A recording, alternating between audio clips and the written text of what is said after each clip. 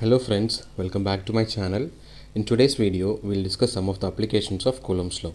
So let us consider three identical point charges which are placed at the corners of an equilateral triangle. We are asked to find out the net force at the center of this triangle. Whenever we are asked to find out force at a point, we will keep a unit positive charge called test charge at that point, and we will find out what are the forces that are acting on that unit positive charge.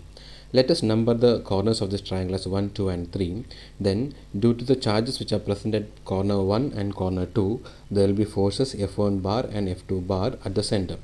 Let F1 bar be the force due to charge at the corner 1, then it will be in this direction, and F2 bar will be in this direction. And due to the charge at corner 3, there will be a force acting which is called F3 bar in this direction. Now whenever there is angle between two vectors, we can find the resultant of the two vectors by using law of cosines.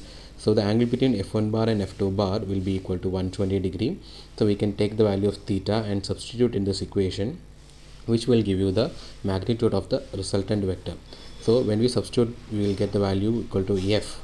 Then that vector will be pointing in the upward direction, and there is also another vector which is pointing downwards, which is F3 bar, which is also same magnitude but opposite in direction. Therefore both of them will cancel out, and we will get the net force acting at the center of this triangle will be equal to 0. Let us move on to another problem. Here we are having four identical point charges which are placed at the corners of a square. We are asked to find out the force at the center of the square. So we will keep a unit positive charge at the center, and we will find out what are the forces that are acting on that unit positive charge. So let us number the corners as 1, 2, 3 and 4. Then due to the charge that are present at corner 1 and corner 2, there will be forces F1 bar and F2 bar in these directions, and due to 3 and 4, there will be forces F3 bar and F4 bar in these directions.